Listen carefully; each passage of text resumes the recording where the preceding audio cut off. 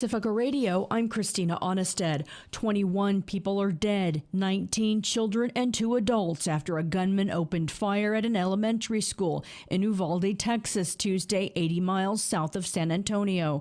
The alleged assailant, an 18-year-old, is also dead. Authorities say Salvador Ramos shot his grandmother, who's hospitalized, then crashed a car near the school, ran into it wearing tactical gear, where he barricaded himself in and went on a shooting rampage.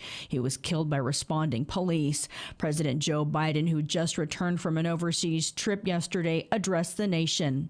Innocent second, third, fourth graders. And how many scores of little children who witnessed what happened see their friends die as if they're on a battlefield, for God's sake. Authorities say the 18-year-old bought 2 assault-style rifles on his 18th birthday. Biden also took aim at the nation's gun lobby. As a nation, we have to ask, when in God's name are we going to stand up to the gun lobby? When in God's name we do what we all know in our gut needs to be done? Eileen Alfandary from Pacifica Station KPFA has more. Texas Republican Governor Greg Abbott said the gunman entered Robb Elementary School in Uvalde with a handgun and possibly a rifle. Officials haven't revealed a motive for the shooting, but Abbott identified him as Salvador Ramos. He said Ramos was a resident of the community that's about 85 miles west of San Antonio. He shot and killed horrifically, incomprehensibly. The school superintendent said the school year is now over. The shooting in Texas comes less than 2 weeks after a gunman opened fire at a supermarket in Buffalo, New York, killing 10 black shoppers and workers in a white supremacist hate crime. Democratic Senator Chris Murphy represents Connecticut, which was the site of the nation's deadliest elementary school massacre at Sandy Hook in 2012, when 20 school children and 6 adults were killed by a 20-year-old gunman. Just days after a shooter walked into a grocery store to gun down African-American patrons, we have another Sandy Hook on our hands. What are we doing? There have been more mass shootings than days in the year. Texas Republican Senator Ted Cruz, Governor Abbott, and former President Trump are scheduled to address the National Rifle Association's conference in Houston on Friday. The news website My San Antonio said Republican Senator John Cornyn has canceled his scheduled NRA appearance. I'm Eileen Alfandary for Pacifica Radio.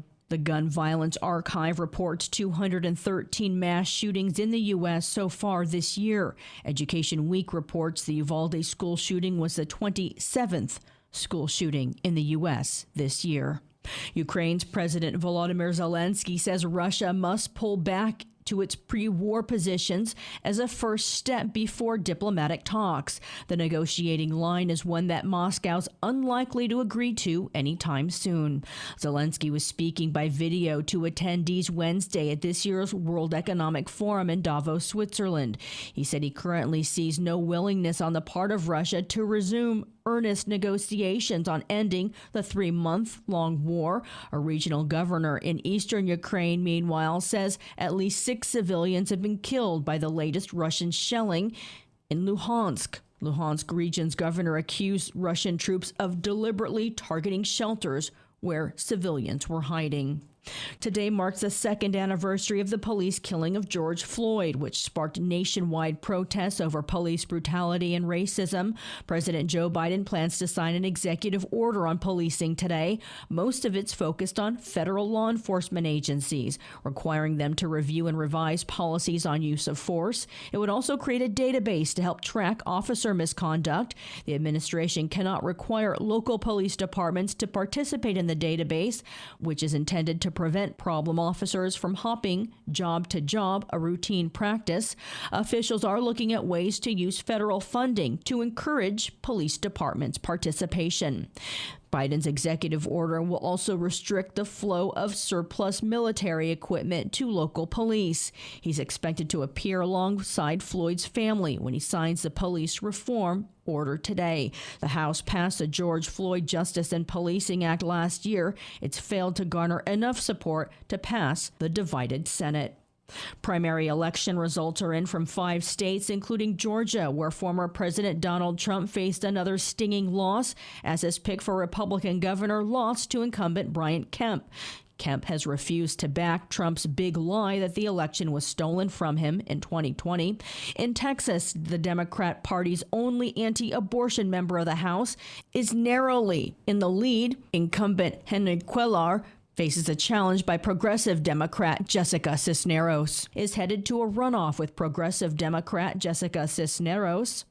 And Massachusetts' highest court has rejected a bid by ExxonMobil to dismiss a lawsuit brought by the state accusing the oil giant of misleading the public about the role its products play in causing climate change. The state's attorney general, Maura Healey, called the court's ruling a resounding victory in the state's effort to stop Exxon from lying to investors and consumers. The lawsuit says Exxon engaged in a sophisticated multi-million-dollar campaign to sow doubt in climate science and downplay the link between fossil fuels and the climate emergency. It also accuses Exxon of greenwashing campaigns in an effort to portray itself as environmentally responsible. I'm Christina Onnested reporting for Pacifica Radio.